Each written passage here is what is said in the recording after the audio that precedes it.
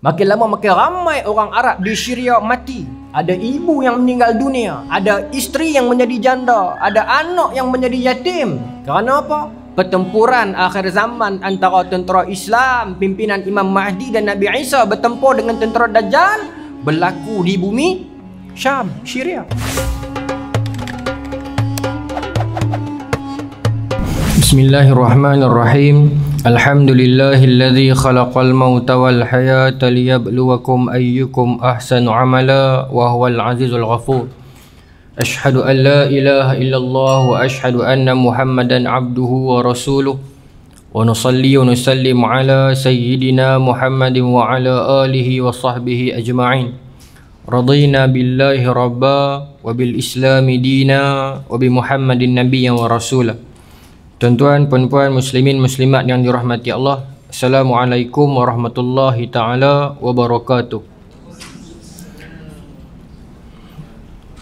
InsyaAllah pertama dan semestinya kita merafakkan kesyukuran kepada Allah Subhanahu wa ta'ala dengan limpah kurnia daripada Allah. Tuan-tuan, puan-puan, hari ini, pagi ini dapat kita berkumpul ramai-ramai di Masjid Sultan Salahuddin Abdul Aziz Shah kan?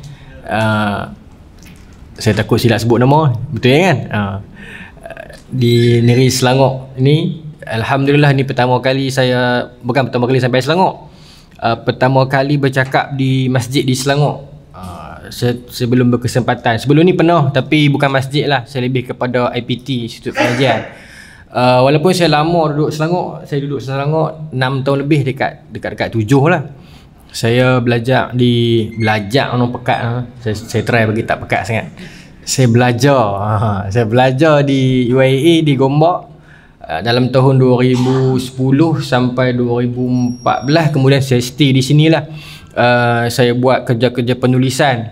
Saya menulis dengan Mastri Sdn Bhd sebanyak dalam 9 buku. Kemudian dengan Karya Bestari yang dekat ni lah kan, Karang Craft ni, dalam 2 buku. Dalam 2 buku. Kemudian ada satu 2 publisher di Pulau Pinang. Kemudian dalam tempoh di Selangor tu juga saya terlibat sikit lah. Nak kata terlibat banyak pun tak boleh, terlibat sikit lah dalam penulisan drama. Kalau tuan-tuan ingat yang lama-lama, mungkin tuan-tuan dah lupa lah, drama tak terkenal ni budak muda buat. Dulu ada di TV Al-Hijrah ada, kemudian di Astro Oasis. Astro Oasis tu saya boleh ingatkan lah sebab dia raja ulang kan. Cerita Al-Kazab di Astro Oasis tu, tu saya buat lah. Dia punya skrip dia. Kemudian yang terbaru yang saya membantu skrip, bukan saya penulis skrip utama, bukan, saya membantu menyambung skrip tu, iaitu cerita Nur yang pertama lah, bukan yang kedua. Yang kedua saya tak terlibat, yang pertama. Okay. Tapi saya menyambung je lah, bukan saya utama, bukan. Yang utama adalah Tuan Pengarah dan penerbit tu. Tahun lepas lah, tahun lepas. Tahun lepas. Masa tu saya di Pulau Pinang, saya dapat panggilan daripada Abang Syarul Tuan Pengarah cerita tu. Dia minta saya datang sambung lah skrip tu sebab masa tu syuting dah jalan. Kemudian skrip masih lagi belum habis. Jadi dia nak direct lagi, maka dia minta saya mai. Saya tanya dia, cerita pasal apa bang? Dia kata cerita ni kalau esok terbit mesti viral punya. Saya kata sebab apa? Sebab cerita pasal ustaz nak kahwin dengan pelajar. Cerita on. Saya hantar surat dekat pengetua minta cuti. Saya mengajar di Pulau Pinang, di sekolah agama di Pulau Pinang. Jadi dapat cuti sebulan. Terus saya main ke sini lah. Lokasi syuting ni dekat sini lah, dekat Nasi Lemak Cinta Sayang, di masjid dekat yang stadium tu kan. Masjid apa tu? Masjid Al-Ikhlas. Itu antara tempat lokasi syuting lah. Jadi saya memang berkelana di sini lama juga masa tu. Saya tidur di hotel-hotel tu lah, hotel murah tu. Jadi sebulan je sebenarnya saya balik lah. Kemudian alhamdulillah terbit drama tu, yang ada pro and cons dia, dan yang 2 saya tak terlibat lah. Okay? Jadi tuan-tuan, insyaAllah hari ni saya bersama tuan-tuan sebagai anak-anak, sebagai adik, sebagai adik lah. Saya lahir tahun 90. Mudahnya 16 Mei tahun 1990, pangkat anak lah. Jadi kalau ada silap sebut berapa hari ni, tuan-tuan anggap anak-anak ni biasalah buat silap kan. 16 Mei hari guru. Masa saya lahir tu memang dapat cop guru lah. Alhamdulillah sampai sekarang lah. Saya baru posting tahun 2017. Baru lagi lah, masih baru. Okay, jadi insyaAllah kesempatan yang ada dengan tuan-tuan ini, kita akan berkongsikan pada pagi ini tuan-tuan dalam tempoh sejam ke sejam setengah kot saya dipahamkan oleh Ustaz, tentang berkenaan krisis ataupun sejarah Asia Barat moden yang boleh kita iktibarkan di dalam kehidupan kita dalam dunia Islam akhir zaman hari ini. Selalu orang kata akan berlaku di akhir zaman. Akan berlaku di akhir zaman. Ustaz, nanti akhir zaman ini apa akan berlaku? Ustaz, nanti akhir zaman akan Dajjal keluar, akan fitnah banyak dan sebagainya. Akan berlaku di akhir zaman tu tuan-tuan. Makna dia apa? Maknanya sekarang lah. Akhir zaman tu bila? Sekarang lah. Nabi sebut dalam hadis, bu'istu ana wasa'ah kahatain. Diutuskan aku, waktu aku diutuskan dengan peristiwa kiamat seumpama 2 jari. Ada ulama, saya boleh tulis kan? Ada ulama, dia menyimpulkan, dia kata kalau bermaksud 2 jari ni bermaksud dia rapat. Antara Nabi diutuskan dengan kiamat rapat. Ada satu teori syarah yang saya lebih dekat dengan syarah itu mengatakan 2 jari ni bermaksud apa? Saya bangun sikit ni. Tak izin. Katalah dia 2 jari ni macam ni. Ini satu jari telunjuk, ini jari yang tengah. Lebih sikit kan? So ini macam permulaan dunia. Permulaan dunia zaman Nabi Adam sampai ke sini zaman Rasulullah SAW diutuskan. Baki untuk kiamat adalah sampai sini je. Hanya ini yang tinggal. So bila masuk kahatain 2 jari, yang baki yang tersisa di atas inilah sahaja yang dikatakan tempoh umat Rasulullah SAW yang akan meneruskan syiar ini sampailah ke hari kiamat. Maka memanglah fitnah yang berlaku di akhir zaman begitu banyak yang menyebabkan hari ini kita sampai tak dapat menilai. Kadang-kadang ada yang betul dilihat salah, yang salah dilihat betul. Sebab tu kadang-kadang dalam dunia akhir zaman ni saya sering ingatkan kita perlu banyak bermuhasabah, kita perlu banyak berhati-hati dengan fitnah yang berlaku atas dunia ni. Hari ini dalam dunia apa yang tidak ada fitnah tuan-tuan? Dalam lapangan mana? Orang Islam dia berpecah dalam pelbagai sudut. Politik jangan cakap lah. Hari ini perpecahan yang berlaku kerana politik dahsyat. Saya bukan aktivis politik, tapi saya mengundi dah di pilihan raya.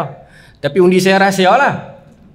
Sebab saya tak mau nak wujudkan barrier antara kita dan pendengar. Saya tak mau nanti bila saya declare saya mana-mana ahli ataupun mana-mana parti, orang yang bukan dalam kalangan parti saya ni akan rasa macam okey, dia ni someone yang aku tak boleh dengar pasal dia punya pemahaman macam dia. So saya tak maulah di dalam kita pengajian ilmiah kita ni kita lebih kepada fokus on akademik. Cuma kalau tersentuh, bukan menyentuh lah, tersentuh, terkena, terselisih. Contoh macam saya bagi nanti, saya sebutlah sekian-sekian contoh, ustaz. Tuan-tuan rasa macam ustaz macam kena kat parti ni ya. Bukan saya kata lah, itu sejarah kata. Jadi saya bagi disclaimer awal-awal, saya dalam ceramah saya lebih kepada, saya bebas parti, saya buta warna lah dalam ceramah. Jadi kalau terkena tu, demi Allah bukan niat saya, dia lebih kepada ilmiah. Jadi kita terimalah sebagai ilmiah. Sebab hari ni tuan-tuan, saya risau dengan label. Dalam dunia Islam hari ni berlaku pembunuhan karakter oleh label. Hari ini kalau orang bercakap di luar konteks ataupun menyongsong arus, pasti dia akan terkena apa-apa label. Macam-macam label lah. Sama ada daripada label warna tu, warna ni, geng belah tu, taifah belah ni dan sebagainya hari ni. Pasal kita dah dididik dengan label. Daripada kecil kita dah disort ikut label. Daripada sekolah tadika lagi, grup 1, grup 2, grup 3, masuk kelas sekolah rendah, sekolah menengah, kita dibahagikan ikut kelas by label. Macam telur, jarang sebut telur, selalu sebut telur, kasar sikit. Telur, manja sikit lah kan. Bahasa utara ni dia kasar kan. Kalau dulu zaman-zaman tuan-tuan cinta dulu lah kan, memang muda-muda dulu, kalau kekasih kita ni menangis, sedih, kita nak pujuk macam mana? Sayang, janganlah menangis kan, lembut. Tapi kalau pergi utara dia kata apa? Jangan duk teriak ah. Oh, jangan duk teriak tu. Teriak tu dengar lagi teriak kuat. Dia kasar. Tapi KL ni dia lembut sikit. Lembah Kelang ni dia lembut. Sebab tu lah ramai budak-budak utara bila main belajar di KL cakap KL. Belah-belah Penang, Kedah ni sampai KL 2 hari dia cakap KL lebih daripada orang KL lagi lah. Saya duduk lama di sini pun saya tak lekat nak cakap KL. Bukan tak mau, cuba lah. Tapi tak jadi. Kerusi jadi kerusa lah. Jadi daripada jadi macam tu tak payahlah. Tapi ada bahasa utara yang lebih KL daripada orang KL. Contohnya gitar. Orang utara tak panggil gitar, dia panggil gitar. Dia panggil gitar bukan sebab KL dia memang dia Penang yang belah KL. Dia macam tu. Basikal dia tak panggil basikal. Either dia panggil beskat atau besker. Besker ni orang KL yang belah Penang lah. Kan? Besker ataupun beskat. Kalau Kedah dia panggil gerek lah. Tapi saya seberang Perai Utara, saya Tasik Gelugok. Tasik Gelugok ni sebelah batas tempat Pak Loh lama. Seberang Perai ni dia cakap Kedah. Dia tak macam pulau dia cakap baku. Dia cakap baku dengan nada sikit. Ni kemarin dulu duk pergi mana ni, ada cakap macam tu. Kan? Tapi seberang Perai ni mungkin sini ada kot orang Penang ni. Kan? Seberang Perai dia cakap Kedah pasal dia kesan pengaruh Kedah kuat lah. Kalau tuan-tuan ingat dulu masa dalam perang Inggeris, perang Kedah Siam, bagaimana Tunku Kudin bawa tentera daripada Perai untuk bantu bebaskan tentera di Kedah. Masa tu kota Kuala Kedah kena attack dengan Siam. Satu cerita yang menarik, yang mungkin boleh kalau saya ada jodoh saya lagi saya akan cerita. Offer siap-siap. Jadi hari ni saya lebih kepada nak petik tentang Asia Barat. Tuan-tuan boleh nak? Ya, insya-Allah. Jadi bila sebut Asia Barat, kita akan fokus on beberapa negara yang ada yang sejarah dia dikaitkan dengan peristiwa akhir zaman. Sebab Nabi sebut dalam hadis, la yanfizanna nas minad dajjal hatta yalhaqu ila ru'usi jibal. Akan dihalau manusia menjelang hari kiamat itu oleh dajjal, sehingga kan mereka itu diusir bi ru'usi jibal, sehingga kan mereka naik ke atas puncak gunung, lari. Hadis ni yang riwayat Ummu Syuraik. Maka kata Ummu Syuraik, qultu ya Rasulullah aina al-arab yauma izin. Ya Rasulullah, pasal apa sampai kena halau sampai atas bukit ni? Aina al-arab yauma izin. Mana pi orang Arab hari tu? Maka kata Nabi, humul qalil. Mereka itu sikit. Orang Arab masa tu sangat sikit. Dia bertentangan dengan hadis satu lagi yang tuan-tuan rajin dengar, yang yushikul umamu an tada'a alaikum. Hadis yang menceritakan tentang musuh-musuh Islam akan mengkerumuni kamu seperti mana orang mengkerumuni talam-talam hidangan mereka. Bila sahabat tanya, wa min qillati nahnu yaumais, ya Rasulullah, adakah masa tu kita sedikit orang Islam? Maka Nabi jawab apa? Bal antum yaumaizin kasir. Hari itu orang Islam banyak. Walakin rusa'u ka rusa'i sail, tetapi banyaknya kamu itu macam buih-buih di waktu banjir. Dia bukan berlaku pertentangan antara dua hadis, tetapi hadis ini menggambarkan satu general, satu keumuman. Menggambarkan di akhir zaman orang Islam banyak tetapi umpama buih, dan menggambarkan di penghujung akhir zaman orang Arab berkurang. Kerana itulah kita jangan pelik kenapa perang demi perang tercetus di bumi Arab. Kalau tuan-tuan tengok revolusi Arab, tuan-tuan tengok di revolusi Arab bagaimana Mesir, Tunisia, kemudian di Libya. Hari ini Syria belum selesai. Tuan-tuan. Adakah sukar untuk Amerika yang dah masuk dalam Arab Spring ini untuk selesaikan isu Syria? Gaddafi mereka dapat tangkap, Saddam Hussein mereka dapat tangkap, Osama bin Laden mereka dapat tangkap. Adakah sukar untuk Amerika nak attack, nak dapat tangkap Bashar Assad? Tidak. Dengan kelengkapan Amerika yang dia ada tu, tuan-tuan, hari ini, minta maaf sebutlah mungkin sensitif, orang berbicara tentang benda yang hilang, yang susah nak jumpa. Ada orang petik dengan MH370. Wali'azubillah, saya Allah Ta'ala dalam saya mohon berbezalah. Yalah, ada orang kaitkan dengan MH370 dan banyak benda yang tak jumpa kan. Tapi tuan-tuan cuba fikir, hari ini tuan-tuan, kita hilang iPhone pun boleh dapat balik. Okay? Tuan-tuan hilang iPhone, tuan-tuan boleh detect ada di mana, boleh dapat balik. Even your iPhone kita pun boleh dapat balik. Macam mana benda besar-besar tak boleh jumpa? Ini bukan atau hasutan ni. Nak beritahu, susah jumpa. Bashar Assad tak dapat tangkap sampai hari ni. Bukan Amerika tak mampu tangkap dia, tetapi sengaja Amerika biarkan begitu agar makin lama makin ramai orang Arab di Syria binasa. Makin lama makin ramai orang Arab di Syria mati. Ada ibu yang meninggal dunia, ada isteri yang menjadi janda, ada anak yang menjadi yatim. Kerana apa? Pertempuran akhir zaman antara tentera Islam, pimpinan Imam Mahdi dan Nabi Isa bertempur dengan tentera Dajjal berlaku di bumi Syam, Syria.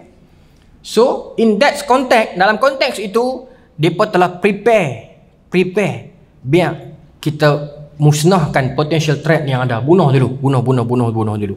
Ini yang maaf sebut Al-Syahid Syekh Sa'id Ramadan Al-Buti nampak. di peringkat awal. Dia minta jangan gempur Bashar, bukan pasal dia sokong Bashar, tetapi dia nampak kemusnahan yang lebih besar akan berlaku. Tetapi berapa ramai orang yang kritik dia, kutuk dia, label dia, yang akhirnya asyahid, meninggal dunia. Sampai tahap tu orang Islam sekarang. Wallahu ta'ala alam yang bunuh dia orang Islam ataupun bukan Islam, tetapi akhirnya dia meninggal dunia. Peringatan dia peringkat awal itu. Sekarang di Mesir pun benda yang sama berlaku. Bila Syekhul Azhar mengingatkan jangan berlaku huru hara ni, bukan sebab kita menyokong pemerintah yang zalim dan sebagainya, tetapi nak mengelakkan kemudaratan yang lebih besar. Saya cerita apa kaitan dengan Uthmaniyah dan dengan Malaysia baru. Baik, tuan-tuan, kita nak pergi konteks peringkat awal dulu. Bagaimana tercetusnya sejarah Asia Barat ini? Dulu Empire Kristian pernah berlaku zaman kegelapan. Kalau kita buka buku teks, dia kata Dark Ages of Europe, kurun ke-5 sampai kurun ke-15. Zaman itu akhirnya ditamatkan oleh gerakan-gerakan Reformation oleh Martin Luther and the gang lah, yang akhirnya mereka pun dibunuh. Tapi nak bagi tahu 10 kurun ini, kurun ke-5 sampai kurun ke-15, 1000 tahun Dark Ages of Europe. Tapi sebenarnya bukan Dark Ages of Europe, dia Dark Ages of Christian. Sebab kalau kita kata Dark Ages of Europe, di sana ada tamadun Andalus yang terletak di Europe yang milik orang Islam. So dia bukan Europe as benua, tetapi dia kegelapan umat Kristian. Yang mana ketika itu di Europe ada tamadun Islam yang bersinar, yang Andalus, yang buku-bukunya begitu banyak, ilmuannya begitu hebat. Sebelumnya mereka mewarisi daripada Baghdad, daripada Kufah, tradisi keilmuan Islam yang sungguh dahsyat. Saya masih ingat dulu di Andalus, bukan saya masih ingat lah, saya baca lah, bagaimana ketika mana Sultan nak buat hospital. Sultan memerintahkan beberapa orang ulama untuk pergi survey tempat untuk buat hospital ni dalam tamadun Andalus. Maka apa yang ulama buat? Mereka bawa daging mentah, pergi dekat potensial tempat yang akan dibangunkan hospital. Ini level hospital dah. Maka mereka tinggalkan daging-daging mentah di tempat-tempat tersebut. Setelah beberapa hari mereka main balik, mereka tengok daging mana yang paling kurang tercemar. Nak kata tak tercemar tak boleh lah, tapi mesti ada tercemar. Tapi paling kurang tercemar, maka tempat itulah dijadikan hospital. Sebab dia punya humidity dia di situ stable, antara kelembapan dia, kepanasan dia dan sebagainya, dia stable, maka paling sesuai dia letakkan hospital. Apa makna daripada cerita ni? Maknanya adalah orang Islam dahulu tidak memisahkan akademik dengan agama, sains dengan agama. Mereka bila disuruh ulama untuk pergi survey tempat, mereka tak pergi dirikan solat hajat di setiap tempat. Bukan saya kata solat hajat tu salah, tetapi mereka tak memisahkan nilai sains dengan faktor tempat dan faktor kehidupan. Kerana itulah dulu Islam memimpin dunia. Kita ada orang Yahudi terkenal, Musa Maimun, yang berguru dengan orang Islam, yang akhirnya dia jadi hebat tapi berguru dengan orang Islam. Berapa ramai dahulu orang Kristian yang dihukum pancung oleh kerana atas tuduhan treason, heresi, pertuduhan murtad dan pertuduhan khianat, kerana orang-orang Kristian mai berguru sains dengan orang Islam. Hari ini nampaknya benda tu terkalih. Setelah orang Kristian belajar daripada sejarah, mereka mengubahnya, tetapi orang Islam telah mengulang sejarah Kristian. Saya bagi contoh. Dahulunya Kristian, dia negara yang ada 3 kiblat. Bukan kiblat bermaksud semayang, tetapi kiblat bermaksud center. Yang pertamanya di Vatican lah, sampai hari ni lah Vatican. Vatican ni tuan-tuan dia sebuah negara sendiri kan, Vatican. Dia ada satu faktor kenapa Vatican dijadikan sebuah negara sendiri walaupun dia kecil. Sebab model kerusi di United Nations dia based on kerusi, bukan based on population. So secara tak langsung walaupun kecil negara tu, dia akan boleh tambah satu lagi kerusi negara Kristian. Sebab tu begitu sukar untuk Aceh dapatkan negara sendiri. Sebab kalau naik Aceh, dia akan tambah satu negara Islam. Sebab tu begitu sukar untuk Rohingya dapat. Kashmir baru ni jadi isu kan. Adakah Kashmir nak jadikan negara sendiri? Kalau dapat, negara Islam satu lagi. Sukar. Tapi tak sesukar itu bagi negara yang tak ramai Islam ataupun yang tak kuat Islam macam Timor Leste, dia boleh naik cepat. Sebab dia tak memberi, dia menambah keuntungan kepada kerusi di United Nations. Baik. Maka satunya di Vatican di Rome. Kemudian di mana lagi? Di Baitul Maqdis.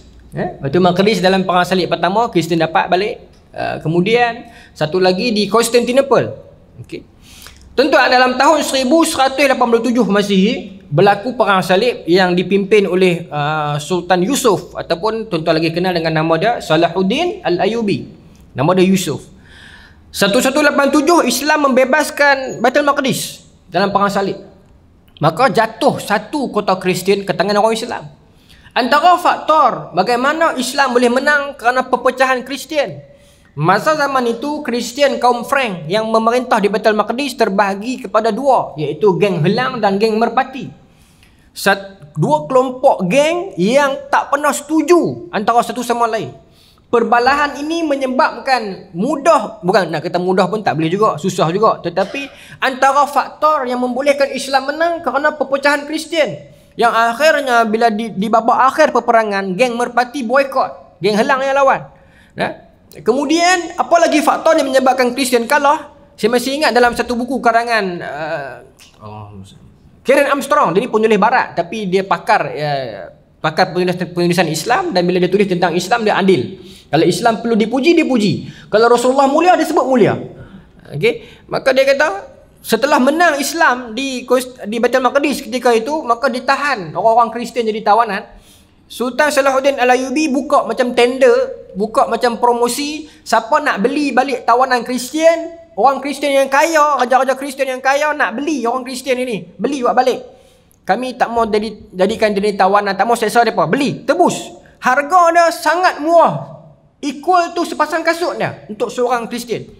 Tetapi raja-raja Kristian tak respon. Orang-orang Kristian yang kaya, tuan-tuan tanah, lari meninggalkan saudara mereka. Kata-kata terkenal Sultan Salahuddin Al-Ayyubi, dia kata apa? Ini punca Kristian kalah kerana orang kaya tak kenang orang susah. Persaudaraan telah terputus dalam kalangan Kristian, maka mudah untuk orang Islam menang, dan ini faktor Kristian kalah. Dan kata Sultan Salahuddin Al-Ayyubi, kelak bila Islam putus persaudaraan, ini yang akan berlaku kepada empayar Islam. Dah berlaku dah.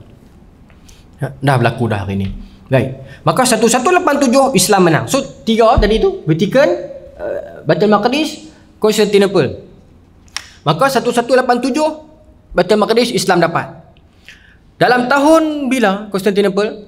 1453. 1453 Masihi, Sultan Bontau, Sultan Muhammad Al-Fatih membuka Constantinople. Maka dua dah kota Kristian jatuh ke tangan Islam. Maka di sinilah orang Kristian ataupun orang yang Kristian Yahudi ini, dia rasa macam we need to do something. Kita tak boleh biar kemarahan orang Islam ni, kita tak boleh biar. Dahulu kenapa orang-orang bukan Islam, tamadun barat Eropah ni tak boleh masuk ke sini, sukar nak masuk, kerana orang Islam mengawal dunia. Sempadan laut dunia ada kapal-kapal perang orang Islam. Antara pelopor kapal-kapal perang ni adalah tamadun Melayu. Kita ada kapal-kapal yang macam Lancang Kuning, Mendam Berahi. Kita punya Jong ini satu teknologi kapal yang luar biasa lah. Bukan macam di Bandar Hilir, Floor di Lamar itu kapal Portugis. Saya pun tak faham kenapa kita habiskan jutaan ringgit untuk buat replika kapal penjajah, bukan kapal kita. Okay. Albuquerque sebut dalam catatan dia, bila kami curi barang-barang di Melaka, nak bawa balik ke Portugal, tak lepas kapal kami sebab barang terlalu banyak di Melaka. Maka dia terpaksa ambil kapal Melaka.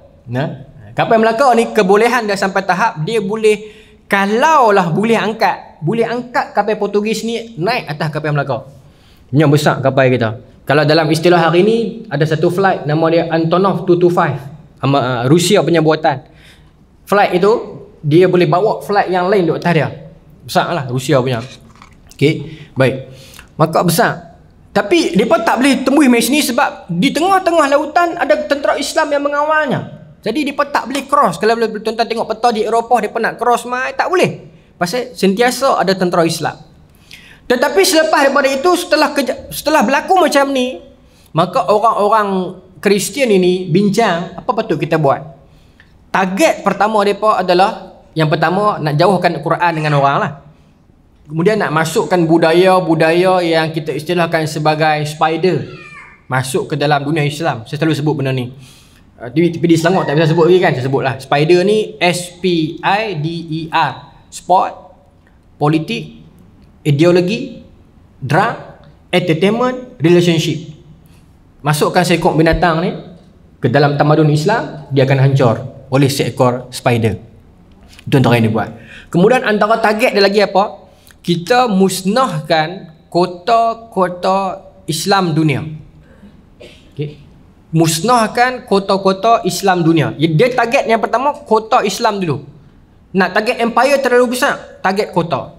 Maka setelah 1453 Constantinople kalah, tak tunggu lama 1493 ataupun 1492 plus minus area itu, siapa yang jatuh? Tamadun Andalusia. Andalusia telah rana 1492, 1493. Tak lama tuan-tuan, 30 tahun lebih selepas Constantinople jatuh, dia target pula kota orang Islam. Mana kita nak pergi?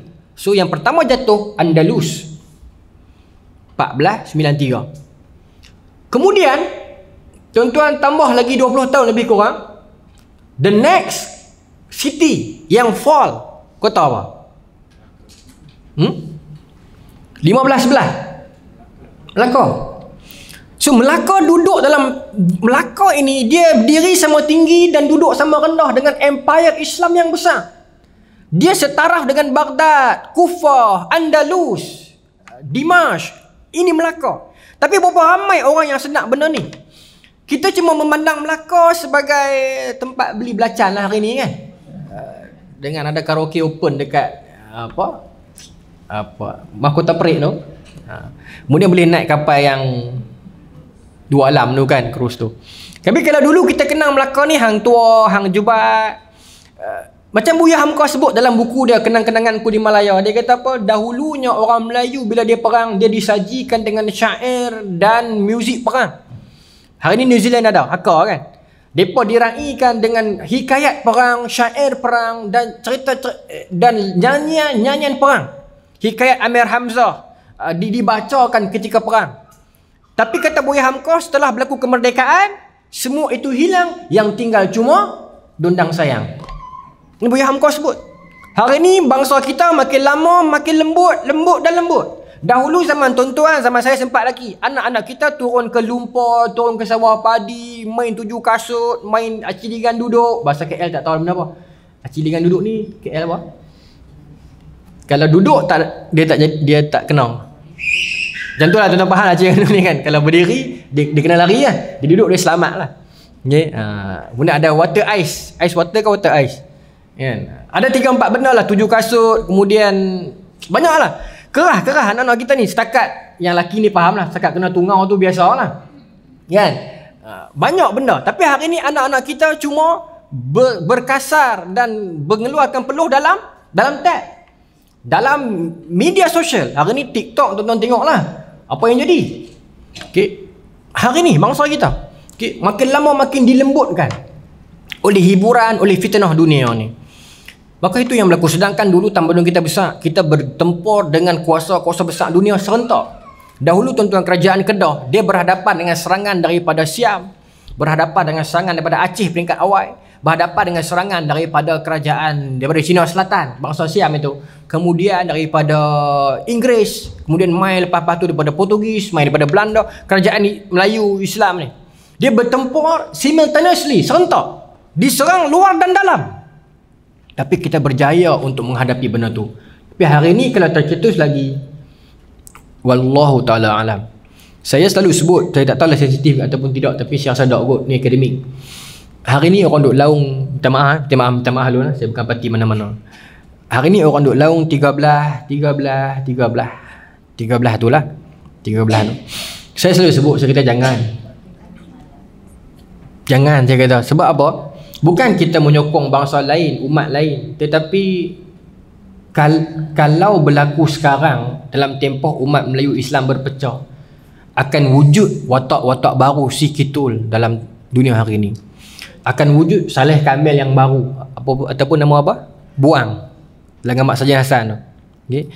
Akan wujud. Kemudian hari ini kita kebergantungan orang Islam dengan orang Islam tak kuat. Hari ini berapa ramai orang Islam yang bekerja dengan orang bukan Islam.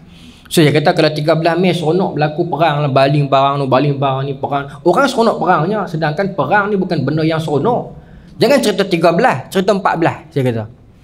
Jangan cerita 13 seronok, baling ni lawan. 14, apa jadi 14? Kelang dibakar. Depa boleh claim insurans. Tapi anak-anak kita yang kerja dengan depa, nak kerja mana? Nak naik wai suku. Sebab tu saya kata hari ni mantapkan dulu ekonomi kita. Ya, bantu ekonomi orang Islam. Ada produk orang Islam, kita support. Kita naikkan tauke-tauke Islam lagi kaya dan dia boleh hire orang. Okey. Kemudian bila kita kebergantungan kita dengan kita, barulah boleh sembang. Tidak hari ni tuan-tuan. Takut, takut. Pasal perang bukan satu benda yang seronok. Islam meletakkan perang jalan akhir. Dan dalam tengah perang, kalau musuh surrender, jangan pukul dia. Kalau dah dapat tawan dia, jangan anaya dia. Dan perang pula berlaku dekat medan Badar, medan Uhud, bukan di kampung-kampung, di rumah-rumah. Kan? Ada adab dan adat perang dia. Bukan semudah itu. Selagi boleh elak. Okey? Baik. Saya sambung lagi nah. Maka setelah Andalus jatuh, Melaka jatuh 1511. Melaka jatuh ni tuan-tuan, sebenarnya Melaka diserang 3 kali. Yang pertama 1504. Pertama kali Portugis serang Melaka, begitu mudah dipatahkan. Yang kedua 1508, serang sekali lagi selepas 4 tahun. Macam World Cup 4 tahun sekali. 1508 dia serang pula, tak berjaya lagi. Sebab Melaka ni satu kerajaan yang besar, kuat. Bukan mudah nak patahkan Melaka. Melaka sampai sekarang ada Kampung Melayu Pancor di Melaka. Dia adalah dalam zaman ketamadunan Melaka, dia ialah satu kolam mandi awam yang Sultan buat untuk orang-orang Melaka. Hari ni bila sebut kolam mandi awam, kita ingat apa? Kita ingat tamadun Indus. Ingat tak? The Great Bath. Kan? Tapi orang tak sebut Melaka. Banyak lagi lah tempat alur gajah dan sebagainya. Tapi bukan mudah untuk Portugis masuk. Kenapa 1511 mudah Portugis masuk? Kerana berlaku perpecahan dalaman. Bendahara Seri Maharaja ketika itu dia disogokkan oleh Naina Suradewana sejumlah wang. Dalam catatan Melayu menceritakan bagaimana Melaka nak buat pembesaran jalan. Maka akan ganggu kedai Naina Suradewana. Naina Suradewana ni diceritakan dalam sejarah kerajaan sejarah Melayu, dia ni India Muslim. Tak tahulah kuna lot kedai mamak. Tak tahulah kan. Ganggu kedai dia, maka dia bagi sedikit wang kepada Bendahara Seri Maharaja untuk ubah jalan tu ke tempat lain. Itu cerita asal dia. Bukan dia ni jahat. Bendahara Seri Maharaja pun tak jahat. Kalau tuan-tuan baca biografi dia, dia wara, dia baik. Bahkan sebelum dia dihukum bunuh, dia minta solat sunat 2 hajat, solat sunat 2 rakaat dulu. Tetapi sensitiviti terhadap rasuah tak ada zaman tu dalam kalangan orang Melayu Islam. Bagi dia macam pemberian yang win-win.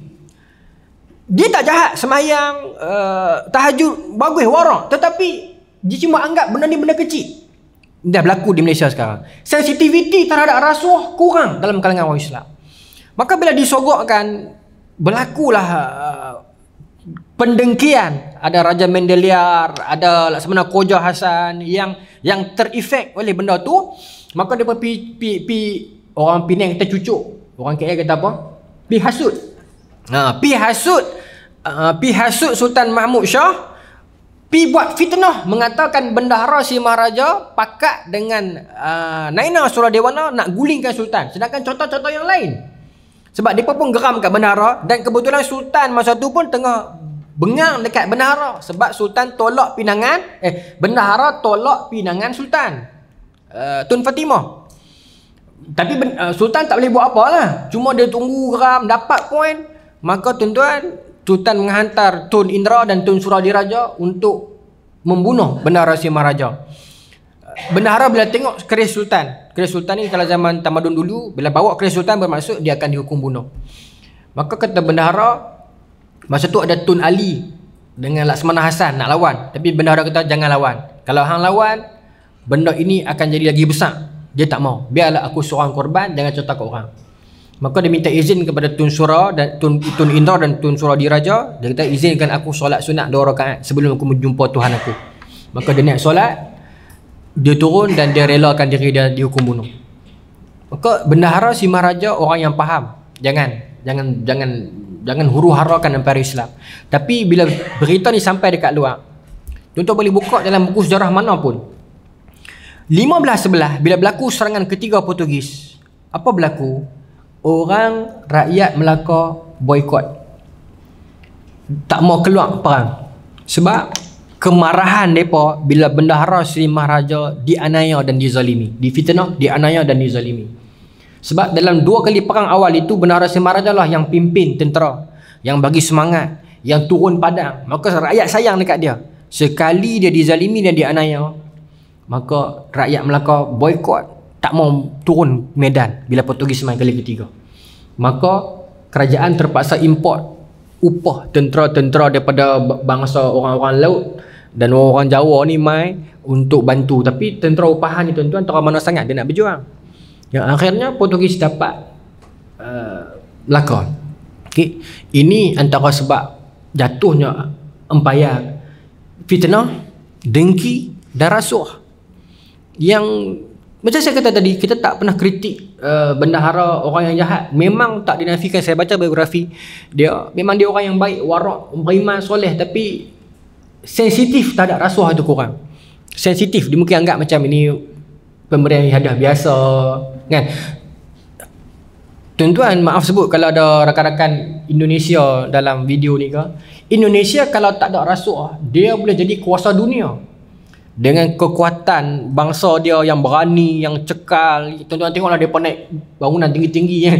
Macam mana, dan ramai bilangan umat Islam dia, dan tokoh akademik dia. Tuan-tuan tengok tok-tok guru kita di Indonesia, macam mana tahap hafalan mereka. Kemudian penulis-penulis Indonesia, tebal-tebal buku mereka.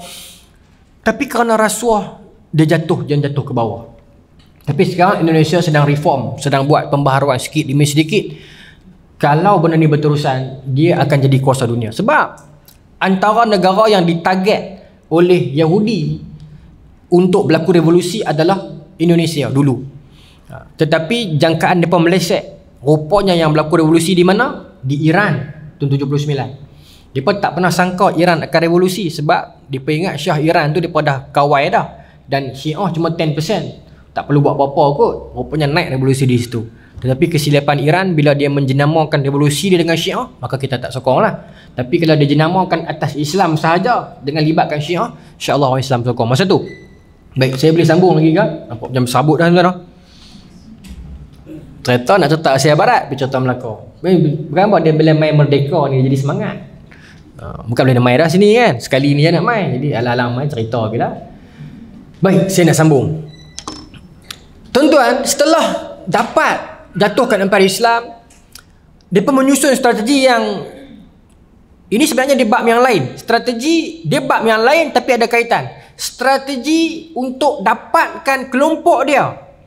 Kelompok dia untuk melakukan satu perang yang besar, iaitu Perang Dunia. Perang Dunia pertama tercetus tahun 1914 Untuk Perang Dunia pertama itu, mereka dah fikir strategi awal. Sebab itulah berlaku revolusi di Perancis, revolusi di Britain, kemerdekaan Amerika, revolusi Bolshevik di Rusia. Dan tuan-tuan akan tengok dalam Perang Dunia pertama, kesemua negara yang revolusi ini, saya nak tulis, berlaku revolusi di Britain, kemudian Amerika kan, merdeka 1776, kemudian di Rusia, kemudian di France, okey, Italia ada sikit. Baik. Dalam World War I, kebetulan ataupun memang suratan, okey, Britain, Amerika, Rusia, France, dalam World War I ini adalah satu paksi, satu geng lawan dengan Jerman, Uthmania, lawan dengan geng belah sini. Apa kaitan revolusi yang berlaku dalam negara-negara ini sebelum World War I dengan kaitan dalam World War I? Dan apa kaitan dengan negara Islam? Perang Dunia pertama, tuan-tuan, apa alasan dia? Kalau tuan-tuan buka buku sejarah, pembunuhan Duke Ferdinand dekat Sarajevo. Tak nak kena menang dengan orang Islam ni. Tiba-tiba tamat Perang Dunia pertama 1919. Tamat Perang Dunia pertama. Kesannya apa? 1924 Uthmania collapse. Benda yang disangka tak ada kena-mengena dengan negara Islam, dan kita biar benda tu, kita tak peduli geopolitik negara luar, kita just follow with the flow. Yang akhirnya bila benda itu berlaku, yang rugi Islam. Saya bagi contoh kedua.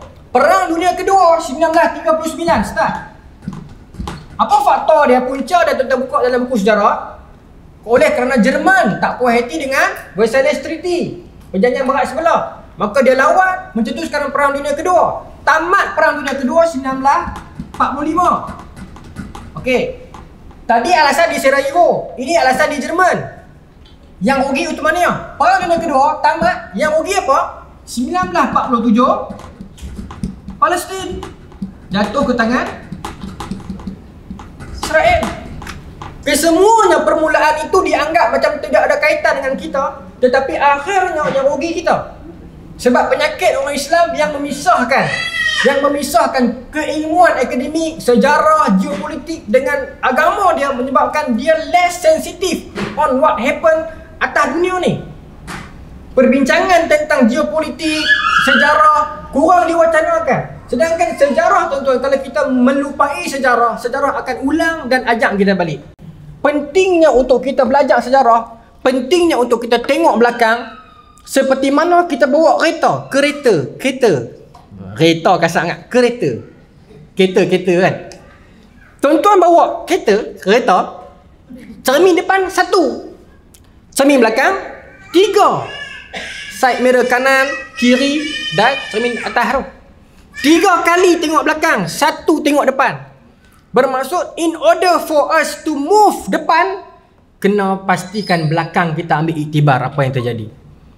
Ini kepentingan belajar sejarah. Tapi orang Islam telah meninggalkan sejarah ini. Kita mengecilkan skop sejarah. Sebab tu saya kata dulu orang bincang dalam sirah.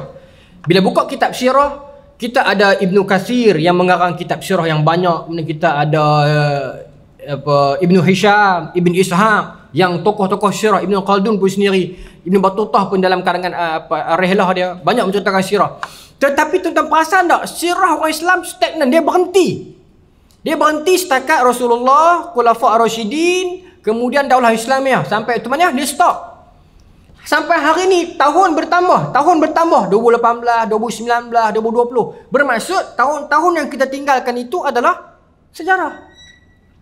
Macam Ramli Sarip sebut, sejarah mengajar kita menjadi lebih dewasa kan. Tetapi sejarah kita tak diupdate. Bila sebut kitab sejarah, bila sebut subjek sejarah di pengajian tinggi dan di sekolah, berhenti setakat Uthmaniyah saja. Bahkan lebih malang setakat Abbasiyah saja. Saya ingat saya sekolah dulu tak cerita Uthmaniyah. Dia cuma cerita Baghdad, Andalus je. Kan? Kemudian sebelum tu lagi Mesir Purba, Mesopotamia tu lagi lama. Tetapi yang tuan-tuan, dunia berjalan. Sejarah berjalan, berhenti setakat tu, tapi dunia masih berjalan. Yang baki ni, outstanding ini, yang baki ni, remaining ini tak dibicarakan sejarah yang dikatakan sebagai sejarah moden. Tak dibicarakan. Sebab itulah hari ini kita tak ambil iktibar on apa yang berlaku dalam sejarah moden ini. Sebab itulah kita ambil pendekatan hari ini, pagi ni saya nak cerita sejarah moden yang berlaku dalam dunia Islam yang ada kaitan dengan dunia akhir zaman. Okey? Baru nak mula. Saya kena habis pergi berapa Ustaz? 12 ke? 12 ha? Baik, insya-Allah. Bila saya dikabarkan lepas Zuhur baru ada sekali lagi. Tapi lepas Zuhur lebih kepada tazkirah kot, tazkirah ringkas ya kot. Okey. Kemudian saya terus nak kena shoot balik Penang terus. Saya mai sini, saya ambil cuti. Saya ambil cuti 2 hari sebab saya nak kena pergi ke BPI, Bahagian Penjagaan Islam di Cyberjaya tu, untuk uruskan saya punya master tu. Saya sampai di hotel petang kemarin semalam kan. Kemarin saya masih sekolah. Saya habis sekolah, saya terus shoot my KL, my Shah Alam. Saya sampai, elok-elok saya check in. Saya dapat panggilan telefon, abang saya telefon daripada kampung, mak saya masuk ward. Jadi saya ingat saya nak patah balik, kau tak payah kan. Kemudian saya telefon ayah saya kata, mak abang ceramah dulu bagi perhabis. Bukanlah taklah serius, tapi yalah tuan-tuan, mak kan. Tak serius pun mak kan. Jadi susah hatilah, tapi saya cakap tak ada apa. Just tak stabil rate macam mana tu. Saya ingat saya tak boleh lama lah. Habis ni saya nak kena balik lah kan. Tapi saya janji dengan Ustaz, saya sampai tazkirah Zuhur lagi, saya buat lagi set setengah jam, dan saya nak kena bergerak lah. Tuan-tuan doakan lah. Tapi saya dah check semalam, saya dah video call dengan adik semua, tak serius lah. Cuma macam saya kata tadi, mak lah. Tak serius pun. Okay, baik. Saya sambung lah, saya boleh sambung. Baik. Kat mana tadi dia cerita mak dia hilang, dia ini terus Masya Allah Muhammad. Sejarah moden. Baik. Saya ada lagi 50 minit. Saya cuba kompres bagi dapat semua dan tuan-tuan faham. Dan saya disclaimer sekali lagi, perkongsian saya bebas parti politik. Kalau terkena bukan disengajakan, tetapi itulah kehendak sejarah. Tuan-tuan jangan letak saya ni warna hijau ke, oranye ke, kerih ke, roket ke. Saya minta simpang lah tuan-tuan. Pasal label mematikan hujah. Label mematikan hujah. Baik, saya sambung. Tuan-tuan, kita nak pergi, saya nak sort by country lah, ikut negara bagi memudahkan tuan-tuan. Di Mesir dulu berlaku revolusi, tapi sebelum dalam tempoh itu, dalam kurun ke-18, dalam tahun 1779, seorang Khedif, Mesir dia panggil Khedif masa tu, Khedif Taufik, dia mewarisi kerajaan yang korup daripada ayah dia, Khedif Ismail. 1779 berlaku apa? Berlaku satu benda, dual control. Kata tuan nak cari di buku lah, dual control. Zaman pemerintahan ayah dia begitu boros, berhutang. Bila dia ambil tampuk pemerintahan Khedif Taufik ini, dia ambil tahun 1775 sampai 1779, 4 tahun. Tak sempat nak cover hutang ayah dia, begitu banyak. Maka pemodal iaitu Perancis dan British masuk buat dual control di Mesir 1779. Apa yang ada pada dual control, dasar dual control adalah kutipan-kutipan cukai dinaikkan dan pemodal ini ambil balik duit tu. Kerajaan tak dapat duit. Kemudian dual control punya Suruhanjaya kontrol perjalanan ekonomi Mesir. Buang pekerja-pekerja, pekerja dibuang. Tak ada kerja, jobless. Kemudian tak cukup dengan pekerja dibuang, nak gantikan kekosongan, import pekerja luar masuk dengan gaji yang rendah. Dah lah kami kena buang kerja. Kerja yang kosong bagi kat orang luar. Cukai dinaikkan. Maka rakyat Mesir begitu marah, berlakulah pemberontakan Arabi tahun 1881. Bila berlaku pemberontakan, tak tunggu lama, tak perlu lama, 1882, the following years, British masuk jajah Mesir. Punca dia apa? Pemimpin yang boros dan suka berhutang, yang akhirnya rakyat menanggung kesan. Yang datang orang selepas itu tak mampu nak cover walaupun 4 tahun. Maka akhirnya berlaku pemberontakan. Akhirnya British masuk. Yang dihukum salah dalam sejarah adalah Khedif Taufik, sebab berlaku zaman dia. Sedangkan yang melakukan pemborosan ayah dia, Ismail. Kita buka buku sejarah, sejarah Mesir moden. Baik, di Mesir berlaku, British masuklah. Okay, 1882. Baik, Mesir cerita dia panjang. Dia relate dengan sampai Anwar Sadat dan sampai Dr. Morsi. Ada kaitan dengan akhir zaman punya fitnah. Baik, Mesir tuan-tuan, satu negara yang asalnya dia berjuang bila masuk Palestin, bila masuk Israel ke Palestin, antara negara yang fight, negara Arab ni perang Arab Israel lah. Antara the leading nation was Palestin. Walaupun Mesir. Walaupun pemimpin dia kita tak katakan baik. Ya, macam ada hadis yang Nabi sebut dalam Sahih Muslim, Allah Ta'ala akan kuatkan agama di akhir zaman dengan lelaki yang fajir, birrajulin fajir, di Sahih Muslim. Yang lelaki yang fajir ni lelaki yang dia bukan wara, bukan baik, tapi tak jahat sangat, dia nak habaq mutarti, tapi macam tu lah, tuan-tuan faham lah. Maka Jamal Abdul Nasir berjuang masa tu, walaupun dia jahat, dia zalim, tapi dia juga berjuang. Mesir berjuang dan Syria, Jordan berjuang lawan Israel. Baik, apa berlaku? Berjuanglah Mesir lawan Israel, tak pernah berhenti. Kalian tahu perang Arab Israel kan? Ya, perang 6 hari, perang Yom Kippur, tak pernah berhenti ni, 47, 67. Sampai satu tahap Mesir jadi negara miskin. Mesir jadi negara miskin sebab tak ada duit, sibuk perang aja. Ketika itu yang pegang pemerintahan adalah Anwar Sadat, pengganti dia. Maka Mesir memang tak ada duit. Anwar Sadat berhadapan dengan dilema, rakyat dia marah dekat dia. Kami peluang pekerjaan tak ada, duit kita jatuh, negara huru-hara, hang sibuk nak perang. Rakyat dia marah dia. Tetapi dunia Islam luar Mesir angkat dia sebagai wira. Inilah wira kita, berjuang bagi pihak Islam lawan Israel. Kita tepuk tangan, puji dia. Tetapi dilema yang dihadapi di dalam ialah rakyat dia. Ini Anwar Sadat. Saya tak kata dia bagus. Bila saya kata tadi, saya tak kata dia bagus. Tetapi kita cuba memahami dilema dia. Itu kaedah saya. Baik. Dalam keserabutan ini, pihak pertama yang notice dilema Anwar Sadat adalah Amerika punya ejen, CIA. Dan Yahudi lah, of course. Maka mereka tawarkan kepada Anwar Sadat satu tawaran yang Anwar Sadat tak mampu tolak, iaitu subsidi kepada Mesir, duit free tiap-tiap tahun. Kemudian hutang akan dilangsaikan, peluang pekerjaan akan diberikan with one condition, dengan satu syarat.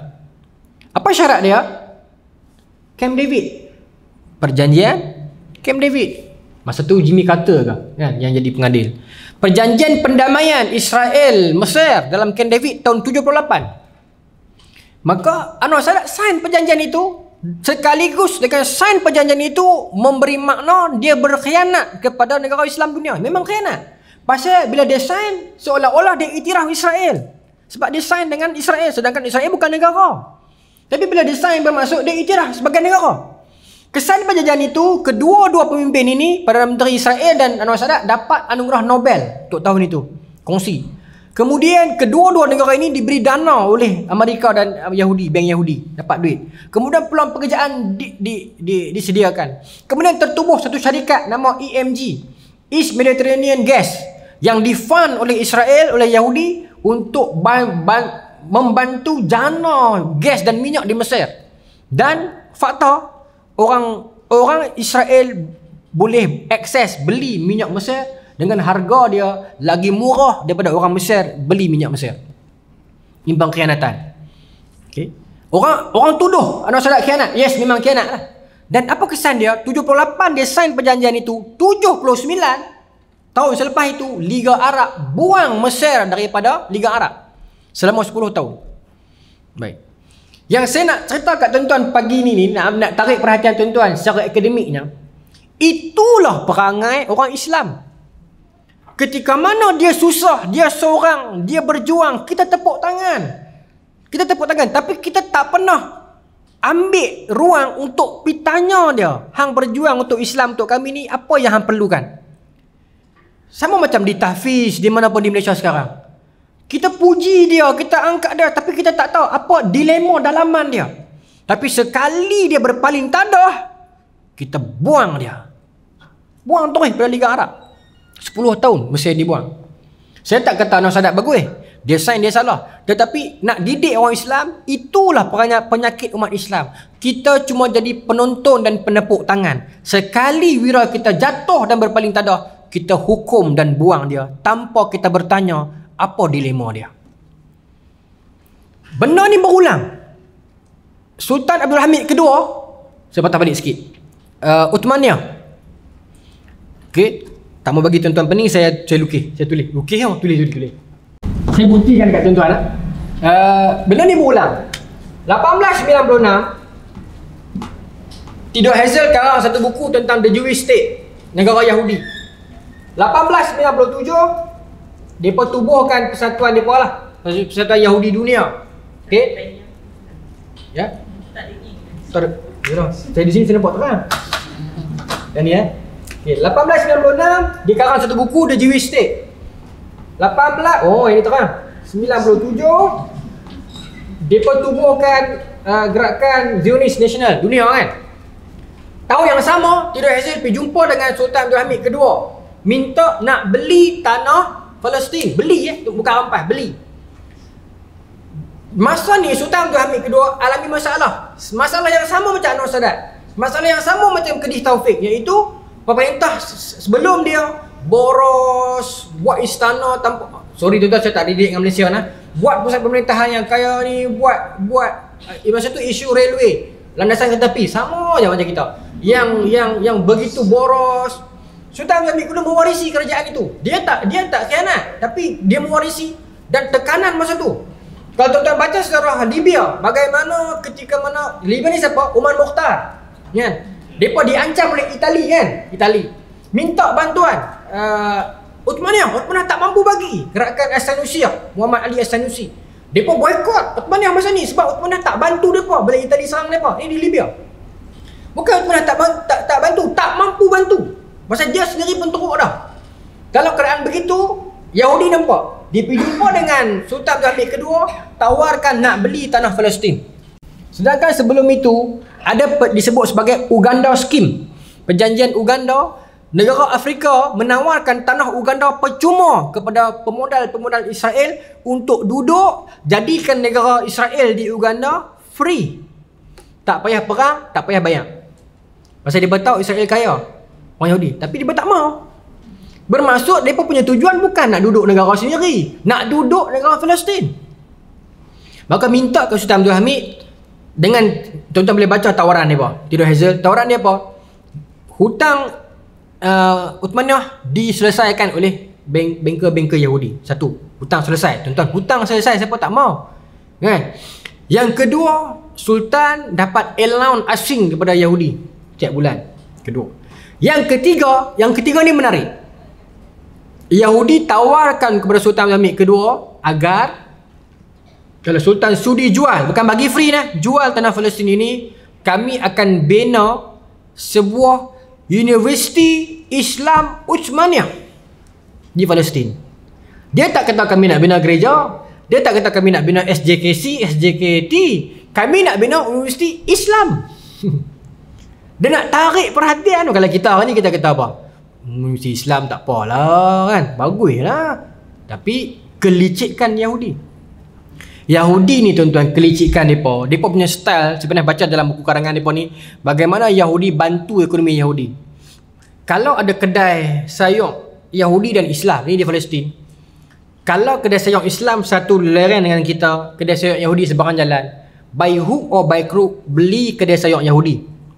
Benda ni mungkin biasa tuan-tuan kan, tapi yang menarik dah mereka punya logik mereka. Tapi jika berlaku hujan, adakah seorang Jews ini boleh pergi beli kat kedai orang Islam? Ataupun kena cross juga hujan pergi kedai Yahudi? Orang Islam akan jawab apa? Kalau kita orang tanya macam tu, kita kata pergi kedai kita jugalah kan. Benda yang sama mereka jawab, pergi kedai Yahudi juga. Tapi jawapan mereka tak berhenti dekat tu. Jawapan mereka bersambung. Pergi kedai itu juga, nanti baju hang akan basah lecah, bawa baju itu hantar kedai dobi Yahudi. Bermaksud apa pun saja halangan, untung dia balik kepada Yahudi balik. Dia tak nampak hujan itu sebagai halangan, tetapi hujan itu sebagai salah satu lagi cabang-cabang keuntungan. Ni Yahudi punya style. Kalau kita hujan tak apalah, darurat kedai ni. Okay, itu yang berlaku. Hari ni tak tahulah, di Selangor saya tak pasti, tapi di Pulau Pinang kedai-kedai makan kalau yang malam habis dah, kedai Melayu habis dah, semua dapat kat Patani. Islam juga tak apalah, tapi habis. Okay. Kedai runcit semua Aceh dah duduk dah. Okay. Tapak kedai orang Islam Melayu lah, tapi dia bagi orang Aceh sewa. Tak apalah orang Islam, tapi Melayu suka makan atas angin saja. Okay. Kemudian yang tu saya tak marah lah. Bukan saya tak marah, saya tak ada hak untuk marah. Tapi yang saya nak marah ni, saya tak kisah kot, saya sebut live ni, tak ada masalah kot. Bangunan di pusat komersial, di kompleks, iaitu JKP punya. JKP kan, bangunan yang untuk Bumi Putra ni kan. Tuan-tuan boleh sahkan. Kalau tuan-tuan duduk di Medan, tuan-tuan boleh sahkan. Yang boleh beli cuma Bumi Putra ya. Dia bukan boleh beli, dia tak boleh beli. Dia kalau JKP ni dia cuma boleh sewa kan. Dia cuma sewa saja. Saya tak sure, yang saya pasti tempat saya dia cuma boleh sewa saja, kompleks. Dan dia murah saja, dia RM100 yang sebulan pasal dia kecil ya, untuk majukan pengusaha kecil Melayu. Tapi apa orang Melayu buat? Dia sewakan balik kat orang lain. Dia sewa sebulan RM100. Dia tak buka kedai pun. Dia biar je. Kemudian orang lain nak sewa dekat dia. RM300, RM400 dia lipat. Siapa yang bunuh bangsa sendiri? Kalau dia beli, dia sewakan, kita boleh terima lah, it's okay lah. Tapi dia pun sewa. Tuan-tuan tengok di Padang Besar, satu kedai tu yang untuk Bumi Putra tu, dia sewa, yang tu saya tak sure sewa pun ataupun dia beli. Tapi dia boleh buat satu bukan kompartmen, pemisah, divider di tengah, kedai yang besar tu di kerat tengah, dia sewakan kepada orang luar. Sebulan, ni saya tanya sendiri, itu agak berapa? Sebulan RM4,000. 4,000, 8,000. Sekarang bila duit Siam lagi naik, duit Malaysia jatuh, lagilah susah hati orang Siam. So kita boleh bayar lah. Dia tak nak buat macam mana kami nak hidup. Dulu kan mereka susah. Allah, mereka belagak sikit lah. Buat macam mana mereka pun duit mereka tinggi sekarang. Okay. Siapa yang buat perangai macam ni? Jadi bila saya kata macam ni, orang selalu bukan orang semua lah, certain orang kata dia ni lalang, dia ni memang. Saya pernah orang kata dia ni ustaz lidah bercabang. Satu orang makcik turun labuh kata saya lidah bercabang. Pasal kes apa? Kes 10% duit tabung masjid di Pulau Pinang. Tuan-tuan tahu kan viral apa Datuk Seri Najib Razak pun share kan. 10% tabung wakaf Pulau Pinang. Cerita tu bukan cerita politik, itu cerita daripada orang Islam untuk orang Islam. Tapi kalau saya cerita tu bukan satu buah habis Tapi secara mudahnya, secara ringkasnya, masjid di Pulau Pinang dia rapat-rapat, dia tak macam Selangor, Kedah luas. Tapi kita padat. Jadi di tepi-tepi masjid masih ada tanah. Tapi bukan tanah milik masjid, milik orang-orang persorangan. Sekarang ni budaya dia, orang-orang bukan Melayu duk beli tanah. Dia tak kisah di masjid ke di mana, dia beli. So ada 2-3 orang dalam Majlis Agama Pulau Pinang, untuk guru sebelum ni pun, saya pun pernah suarakan pun sebelum ni, bagi cadangan kita beli sebelum China India beli, kita beli dulu. Itu point dia. Jadi dia panggil saya pergi mesyuarat, pergi taklimat perbincangan tentang ni, saya setujulah.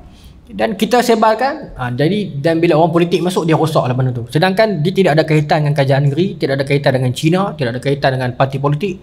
Duit daripada tabung kita untuk umat kita. Saya minta maaf, saya bongkar. Saya pergi mesyuarat itu dan saya sangat sedih bila ada di antara jemaah masjid, pasal dia perkumpulan semua. Saya tak elok saya cerita ni sebenarnya, tapi saya tak mau sebut lah. Saya cuma nak suarakan kesedihan saya. Dia bangkit, dia kata kita kutip duit 10% untuk setiap tabung masjid, yes, dan kita akan beli tapak tanah. Bukan wajib beli, tapi kalau pakcik tu nak jual sebelum Cina beli, kita beli dulu. Itu konsep dia. Bukan kita nak paksa nak beli, no. Okay, kita bukan zalim. Kalau dia tak mau jual, it's okay. Tapi kalau dia nak jual dekat China ataupun India, kita beli dulu. Itu konsep dia. Jadi ada 51 tapak masjid yang kita dah kena pasti. So kebanyakan belah pulau lah. Jadi yang belah sini kata kutip duit kita semua, nanti bila beli dapat kat mereka. Kita yang kutip dapat apa? Saya boleh sedengar macam tu tuan-tuan. Dia jadi satu darah naik. Ni bukan cerita jemaah aku, karya aku. Ini kesatuan kita ni. Ini bukan fitnah ni. Ini saya duduk dalam tu. Lambat lagi lah nak bersatu kalau macam ni. Kalau dalam kalangan jawatan kuasa masjid pun ada iri, masjid dia dapat, masjid kami tak dapat. Selangor saya harap tak jadi macam tu lah. Pulau Pinang pun alhamdulillah, bila dah ada terang, okey alhamdulillah. Pulau Pinang dan Selangor antara dua negeri adik-beradik lah yang subur dengan kuliah. Ustaz Selangor rajin main Penang, Ustaz Penang rajin main Selangor kan. Semalam Ustaz Jafri main sini kan. Baik. Maka pasal apa boleh pergi main masjid ni? Rasulullah Muhammad. Yang ni kata ni. Tapi saya nak cerita juga lah bagi tuan-tuan faham, tuan-tuan cerita kat kawan-kawan di rumah. Dia bukan isu negeri. So orang akan kata nanti pasal apa biar kat kerajaan Cina, biarlah depa bagi. Best, depa boleh bagi kalau depa nak bagi. Tapi apa kesannya kalau depa bagi? Agama lain nak juga. You boleh bagi kat orang Islam masjid, kami kuil nak juga. Kami tokoh nak juga. So kita tak mau perbalahan. Yes, kami orang Islam kaya, kami beli. Siapa pun tak ada hak. Even kerajaan negeri pun tak boleh ambil. Pasal ini wakafnya. Itu model asal dia. Bila orang politik tak masuk lagi, dia clear, cantik flow dia. Tapi bila masuk suara-suara orang politik, nampak benda tu macam jahat lah. Okay? Jadi saya minta tuan-tuan, kalau ada lagi polemik tentang itu, tuan-tuan tolong sebarkan. Itu point dia. Itu bukan point nak rampaskan, no. Bukan, tak ada kena-mena. Bukan saya nak bela kerajaan tu. Okay? Saya orang Islam, tuan-tuan, saya Melayu. Semua saya tak suka fitnah tu ya. Okay? Baik, saya nak sambung. Setengah jam lagi ni. Maka Universiti Islam tadi kan, Universiti Islam Uthmaniyah kan. Maka tapi bijaknya Sultan Abdul Hamid kedua, dia tolak dan dia ugut, dia warning Theodore Herzl, kalau hamai sekali lagi, hang balik kepala asing badan asing. Ini Sultan Abdul Hamid kedua, tegas dia. Tapi apa kesan dia? 1897 dia warning macam tu. 1908 dia disingkirkan. Sultan Abdul Hamid kedua.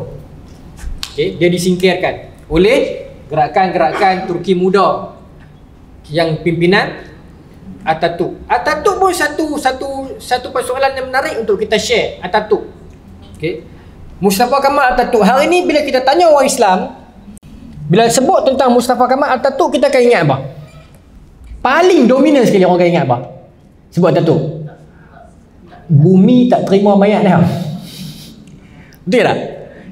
Itulah penyakit orang Islam. We are looking for miracle. We are looking for benda-benda yang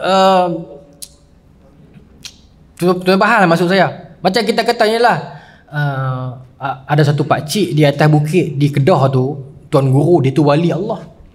Oh, wali Allah tu, dia boleh jalan atas air. Dia boleh jalan atas sungai. Kita nak tahu sama ada dia boleh jalan atas sungai ataupun tidak. Ukuran kita kepada seseorang wali cuma jalan atas air. Dia boleh terbang tak? Kalau nak ukur wali dengan terbang, burung lama dah jadi wali. Nak ukur wali dengan jalan atas sungai, itik lama dah jadi wali. Kalau dia dapat, alhamdulillah. Itu hak dia, itu karamah Tuhan nak bagi kat dia. Tetapi ukuran kepada kewalian itu sejauh mana dia arif billah, dia ilmu ma'rifah dia tahu. Ketakwaan dia tinggi kepada Allah. Keilmuan dia. Tapi kita tak ukur dengan benda tu. Kita ukur dengan benda-benda yang takjub. Okay. Perangai ni sama macam perangai orang Arab.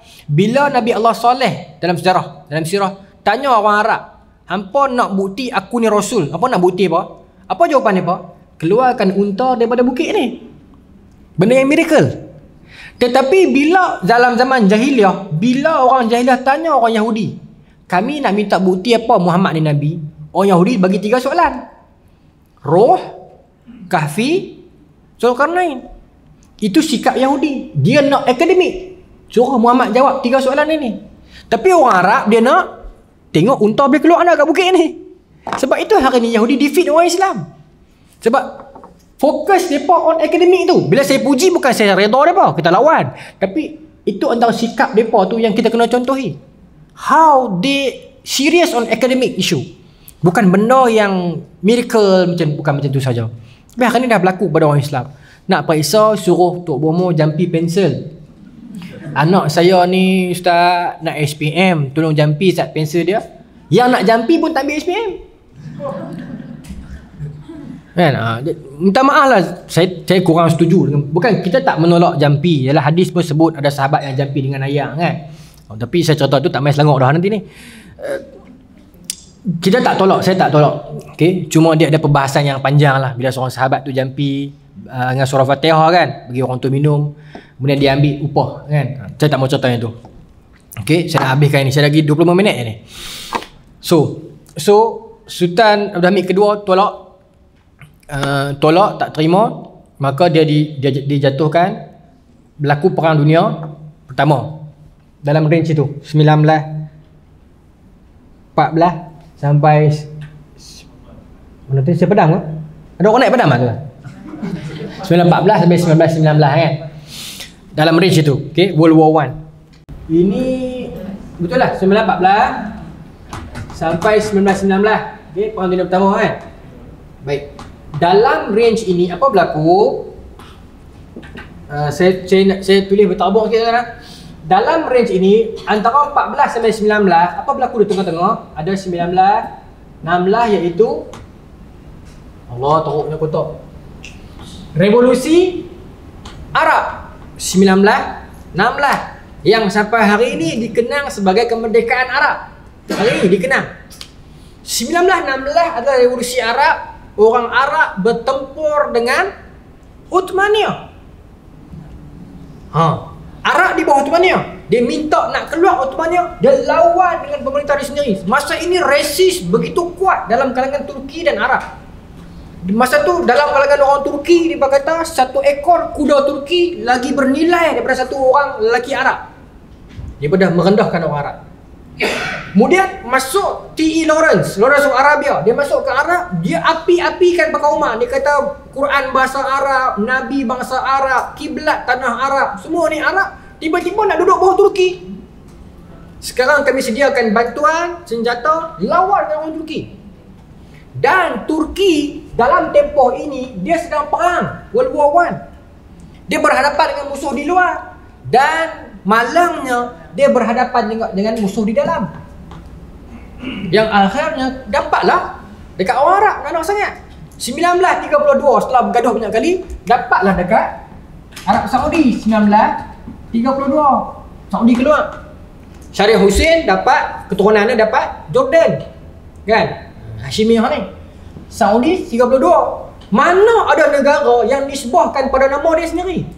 Sultan Brunei pun tak letak nama dia dekat negara Brunei.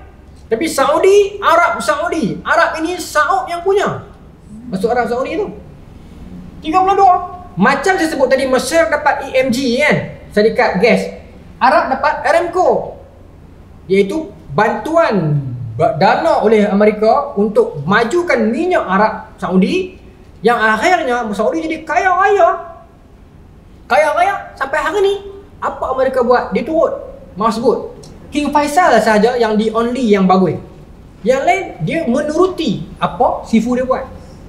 Tapi malangnya dia keluar 1916 ni. Okey, 20 minit saya nak pergi apa penting ni. Tapi Saudi ni cerita yang panjang ni. Saudi ni dia establish 32 ini zaman zaman Abdul Aziz As-Saud. Tapi kalau yang dekat bendera Saudi yang dua pedang tu, itu Muhammad As-Saud. Muhammad As-Saud 1808. Kali 1808. Ini Saudi pertama. Muhammad As-Saud dengan Muhammad bin Abdul Wahab. Tu Wahabi tu. Muhammad bin Abdul Wahab masa revolusi pertama dia sudah mati. Dia mati 1793.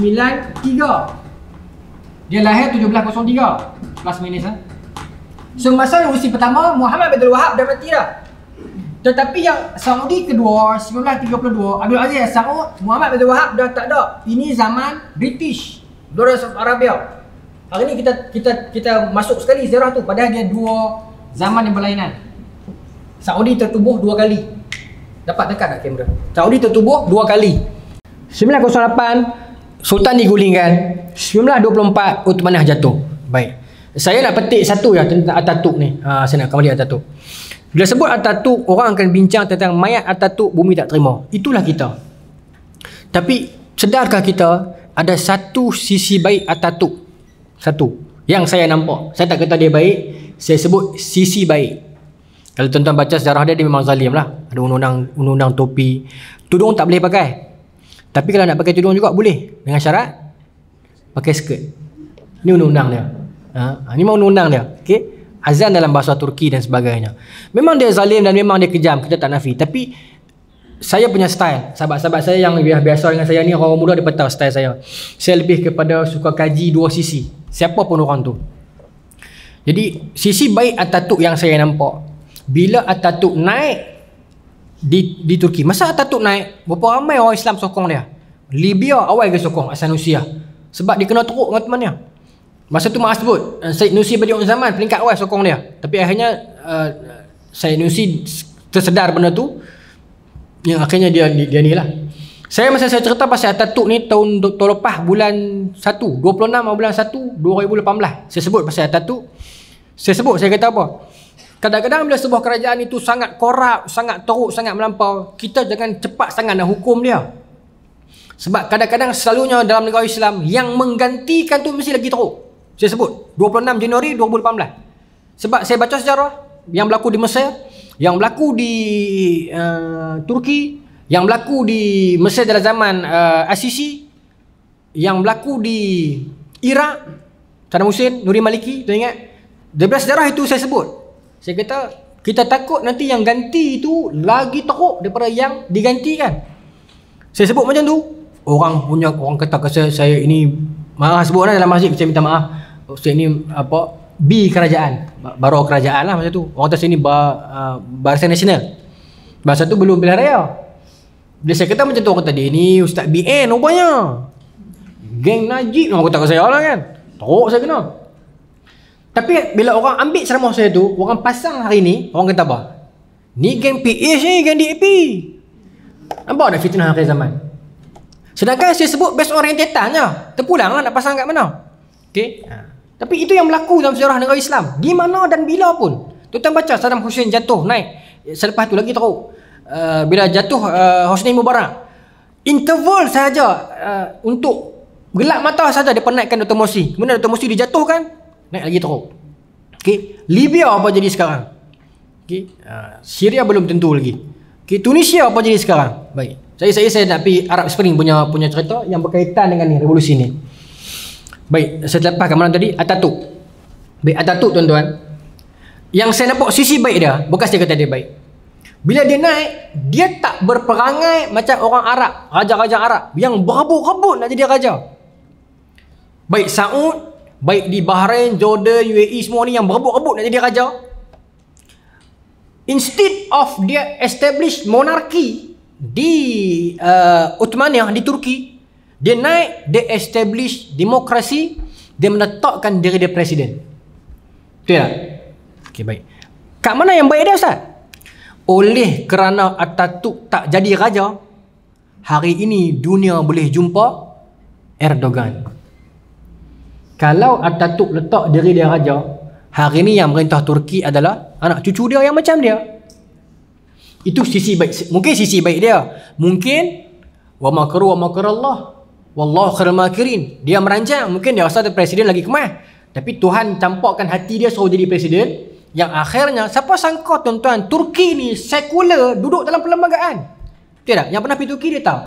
Sekular bukan cakap mulut, dalam perlembagaan dia.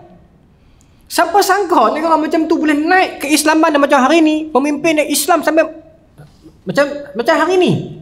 Walaupun adalah isu orang kata Turki ni NATO dan sebagainya, ada juga isu dalam perbincangan politik. Saya tak nafi benda tu. Tapi atas mata zahir kita nampak, weh hebat. Siapa sangka sekular ni. Tapi manusia merancang, Allah Ta'ala merancang. Perancangan Allah yang terbaik. Macam Amerika buat ICBMS lah, Intercontinental Ballistic Missile System, peluru berpandu yang akan dihantar ke negara-negara Islam kalau berlaku perang dunia. ICBMS ni kebolehannya boleh pergi 10,000 km sejam. Bukan 10 jam, 10,000 km jauh dalam tempoh less than 30 minit. So dia nak perang kita tak perlu naik basikal macam Jepun dulu dah. Dia tekan satu button sampai. Ni fitnah akhir zaman. Tapi dia kena store dia punya ICBMS itu dekat tempat-tempat tertentu. Basically dekat keliling negara dia lah.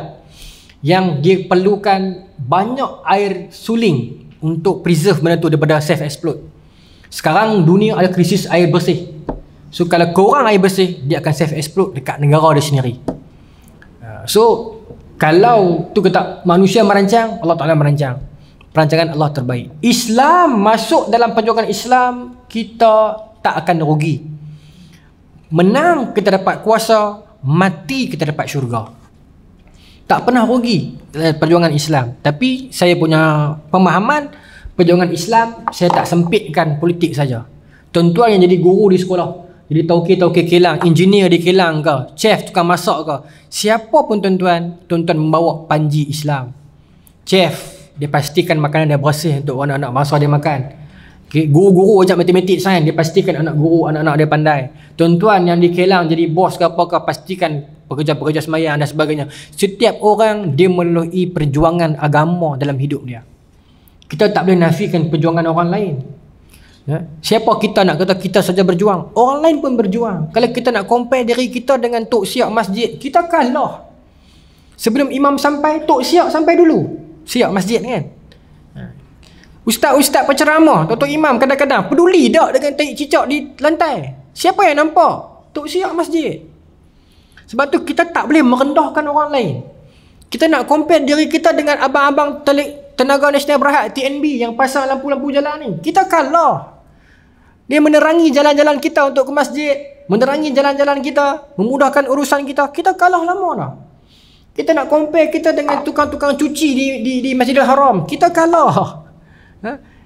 Istiqamah kepada menjaga rumah Allah. Jadi kita menghormatilah tuan-tuan, masing-masing punya cara dan kaedah berjuang. Dulu orang dulu berjuang dengan penulisan. Tuan-tuan baca buku-buku Pak Saku, Putera Gunung Tahan, Anak Mak Lela Gila kan, untuk kemerdekaan Melayu kan. Di Pakistan ada penyair Muhammad Iqbal yang membantu kemerdekaan Pakistan dengan penulisan dia. Okay, hari ini penulisan memisahkan kita. Dulu penulisan menyatukan kita. Tuan-tuan. Jadi setiap orang ada cara dan kaedah dia.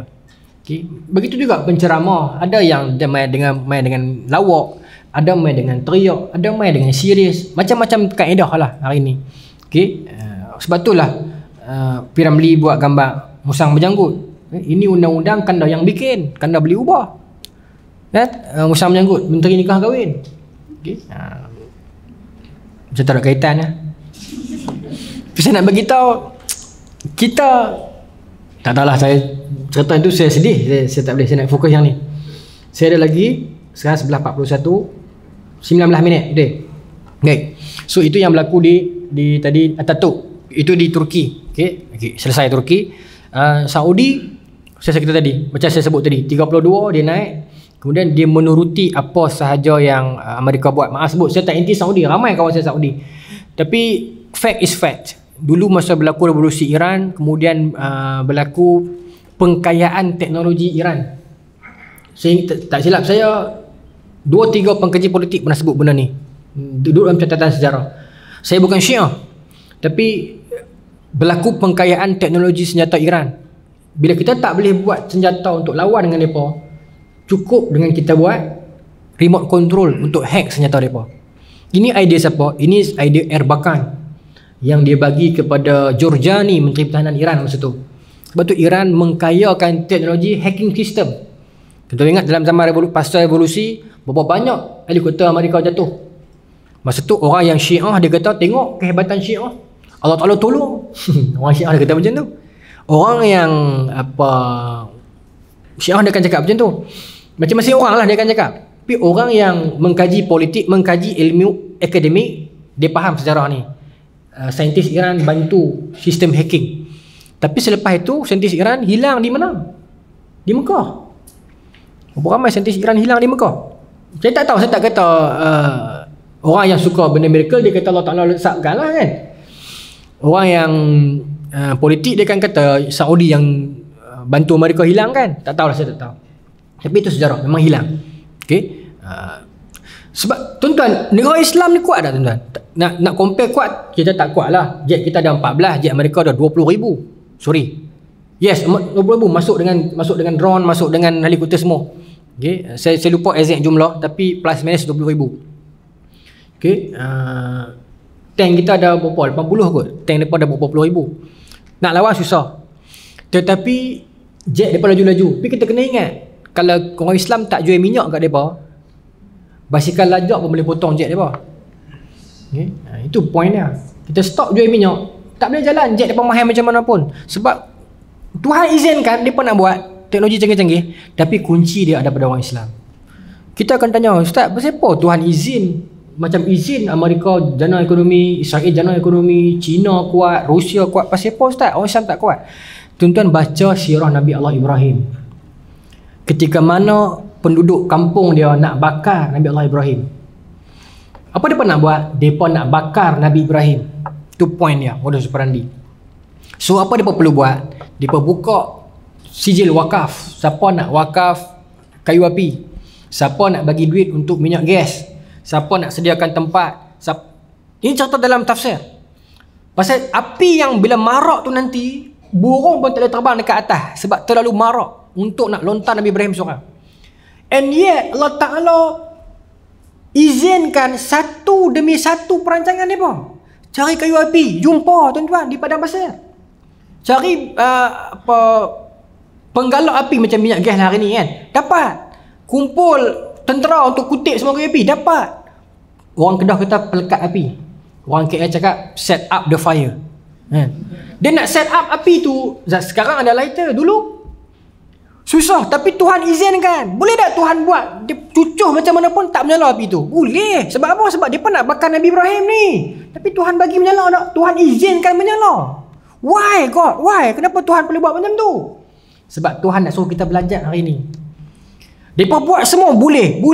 Sampai api tu naik boleh. Lontar Nabi Ibrahim masuk. Yes, masuk. Tetapi di dalamnya, ya nar kuni baridan wa salamat. Wahai api, jadilah sejuk dan selesa untuk Ibrahim. Walaupun orang kafir dah sangka Ibrahim masuk dalam fitnah dia, bakaran dia, dia sangka Ibrahim sedang menderita, rupanya Ibrahim sedang gembira dan sejahtera di dalamnya. Itulah akhir zaman. kita disangka terperangkap dalam sistem dia. Facebook Yahudi buat, dia sangka kita boleh leka dengan Facebook dia. Rupanya di dalamnya kita share kuliah. Betul tak? Tapi itu pentingnya sejarah untuk kita kaji. Tuan-tuan, boleh tak saya ada lagi 8 minit? Saya tak puas hati lagi, saya tak ada pasal revolusi ni. Sebagai penutup revolusi itu lagi. Baik. Kemudian itu tamat. Itu di mana? Itu di Saudi tadi selesai. Kemudian saya nak pergi sikit pasal Mesir, Arab Spring lah, okay, sebagai penutup dalam 8 minit. Arab Spring dia tercetus 2011 kot saya tak silap, lebih kurang plus minus lah, okay. Kemudian negara yang berlaku Arab Spring adalah negara-negara saya buat akronimnya lah: Tunisia, Libya, Mesir, Syria. Ini yang dominan lah kan. Ini yang dominan kan. Kalau tuan-tuan buka buku sejarah, ini adalah negara bukan kecuali Mesir. Ini adalah negara yang tak setuju perjanjian Madrid dengan Oslo yang mengiktiraf dua negara, Palestin dan Israel di atas satu tanah. Okey. Ya, baik. Tapi tak apalah, saya bukan nak cerita yang tu. Saya cuma nak cerita kesan revolusi dia, Arab Spring. Al-Syahid Dr. Said Ramadan Al-Buti sebut, bahkan dia nakalkan kitab Quran, kata-kata Habil, la in basatta ilayya yadaka litaqtulani ma ana bibasitin yadiya ilaika liaqtulak inni aqafallah rabbal alamin. Kalau hang angkat tangan hang nak bunuh aku tak akan angkat tanganku untuk bunuh hang balik. Sedangkan kita tahu niat dia jahat dah tu, tapi aku takkan lawan. Inni akhafallah rabbal alamin, sebab aku takut kepada Allah, Tuhan sekalian alam. Apa mesej abang Habil kita ni? Mesej dia, kalau aku fight dengan hang, anak cucu kita takkan berhenti lawan. Okay. Ini yang Dr. Said Ramadan Al-Buti nampak dan disebut dalam cerita Syria, dalam kisah Syria. Okey, baik. Tuan-tuan tengok Arab Spring. Siapa yang memenangi Arab Spring sebenarnya? Amerika dan Yahudi. Ben Ali zalim, kita tahu. Libya Gaddafi zalim, kita tahu. Mesir Hosni Mubarak zalim, kita tahu. Syria Assad zalim, kita semua orang tahu. Baik. Tapi bila berlaku di Tunisia, masuk Amerika. Mesir, Amerika masuk senjata dia. Libya masuk tangkap dari Gaddafi. Okey. Baik. Yaman berapa lama bergolak? Tak masuk. Pasal sukar ataupun pasal tak sekaya empat negara ni. Baik. Dulu ada di belah-belah kita, tapi tak payah masuklah belah kita pun. Masuk apa? Main nak buat belah depa ni. Baik. Kemudian Mesir cepat sangat, paling cepat selesai antara yang cepat Mesir. Sebab Hosni Mubarak step down. Sebab apa Hosni Mubarak senang saja surrender? 30 tahun dia perintah Mesir. Dia letak jawatan gitu ya masuk penjara. Sebab dia tahu aku masuk sat saja. Aku masuk sat saja. Lepas ni aku akan keluar. Morsi akan masuk. Dr. Morsi dia pimpinan, dia parti dia dia Ikhwan yang taja dia, tapi parti dia Al-Hizib Al-Hurriyah Al-Adalah. Itu parti dia. Dan masa penggunaan Dr. Morsi 2012, Ikhwan ada juga antara faktor yang menyerang dia. Kita tak payah nafi benda tu. Okay? Tapi itu kena bab yang panjang, saya kena main sekali lagi. Pasal Dr. Morsi saja. Itu Malaysia kena belajar dari Mesir. Bila Dr. Morsi naik, apa berlaku? The first letter, congratulation letter lah, boleh sebut saja, surat tahniah pertama yang Dr. Morsi terima was from Israel. Surat pertama. Tapi Dr. Morsi tak buka, dia hantar balik. Pasal I am not the next Hosni Mubarak. Tapi kesan dia apa? Dia menanggung seperti mana Sultan Abdul Hamid kedua tanggung. Sejarah berulang. Baik. Bila dia naik, tuan-tuan kena ingat, Dr. Morsi naik atas bantuan Ikhwan, kita tak nafi, Islamis. Tapi Kristian pun bantu juga. Budak-budak muda, punk, grunge, hip hop, rebel, hipster pun bantu juga nak perubahan. Semuanya bantu Dr. Morsi untuk menang. Pasal dia tak tahan dengan Hosni. Bila Dr. Morsi naik, dia perlu berhadapan dengan kerenah semua golongan yang undi dia ni. Masing-masing nak claim. Ikhwan kata bila nak mantapkan Islam, bila nak putus dengan Israel. Kristian pula tanya bila nak iktiraf Israel. Anak-anak muda pula tanya bila nak bagi kerja. Liberal pula tanya macam-macam. Dia keseorangan. Masa ni tuan-tuan, EMG, anak EMG. EMG ni masa ni dah dipenuhi oleh kroni Israel dan Hosni. Dia boykot pentadbiran Dr. Morsi. Maka penjanaan duit tak dapat. Dia tak ada duit. Dia seorang-seorang dia. Again, macam Anwar Sadat. Tuan-tuan, kalau tuan-tuan tak percaya cakap saya, tuan-tuan buka balik YouTube, tuan-tuan buka video masa penggulingan Dr. Morsi. Siapa ada di kiri dan kanan ICC masa tu? Seorang Islamis, seorang Kristian. Jangan kata orang Islam tak terlibat. Terlibat.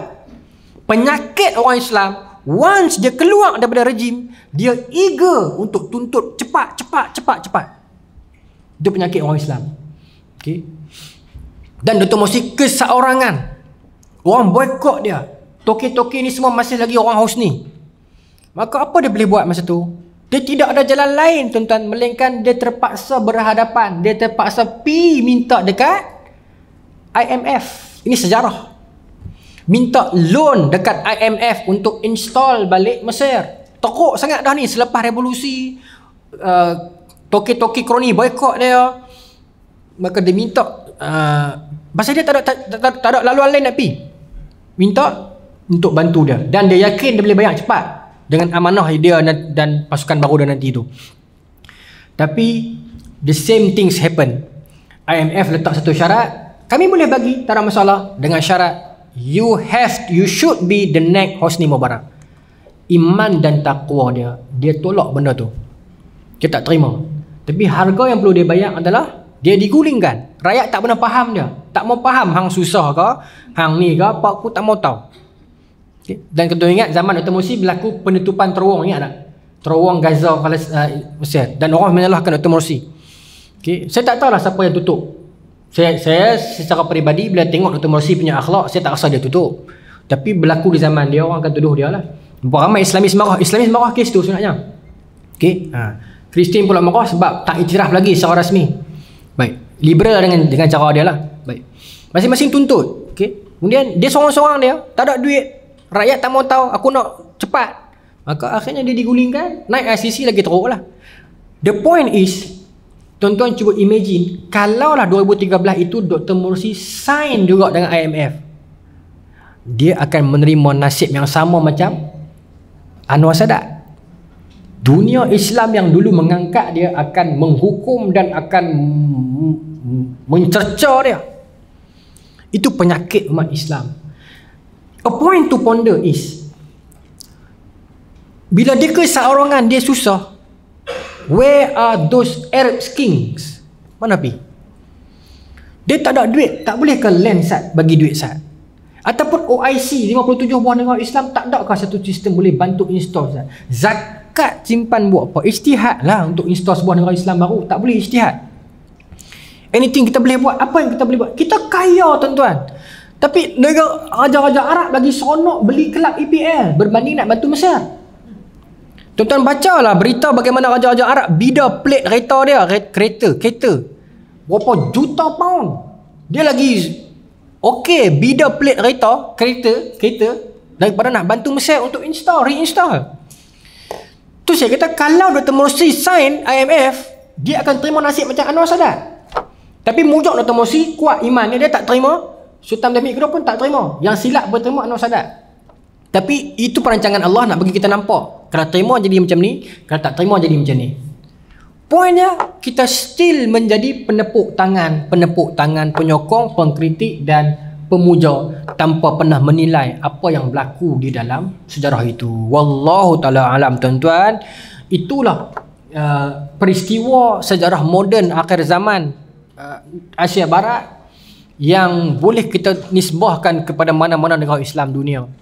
Saya minta maaf kalau pagi ni agak berat, tapi macam saya katalah, saya main sekali ni ya, alang-alang saya main, saya ceritalah apa yang setakat mana saya boleh. Terima kasih banyak sahabat-sahabat yang dengan saya lama tapi saya tak sempat jumpa. Hari ni kita jumpa, insyaAllah. Anak muda, ibu-ibu, ayah-ayah, minta maaf banyak-banyak kalau ada kesilapan saya cakap ataupun lorat saya yang terlalu pekat. Ada jodoh kita jumpa lagi, insyaAllah.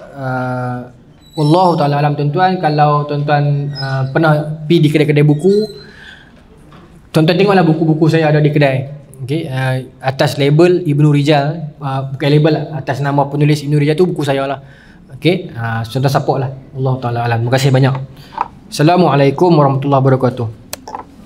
اللهم ارزقنا فهم النبيين وافضل المرسلين ولهم الملائكة المقربين واهدنا في ليلة العارفين برحمتك يا ارحم الراحمين. اللهم اجعل جمعنا هذا جمعا مرحوما وتفرقنا من بعد تفرقا معصوما ولا تجعلنا في ولا معنا ولا تتبعنا شقلا مطولا ولا محروما. ربنا آتنا في الدنيا حسنة وفي الآخرة حسنة وقنا عذاب النار. صلى الله على سيدنا محمد وعلى آله وصحبه أجمعين والحمد لله رب العالمين.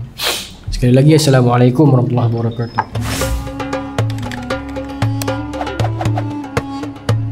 Tapak tangan yang terbuka, bagilah apa semua boleh lekat. Tak duit lekat, tak air lekat, tak makanan lekat. Tapi satu dia buat dosa, tutup satu jari. Buat dosa lagi, tutup lagi. Buat dosa lagi, tutup lagi. Buat dosa lagi, tutup lagi. Akhirnya jadi macam mana? Akhirnya jadi macam ni. Bila jadi macam ni, letak apa pun tak boleh nak lekat.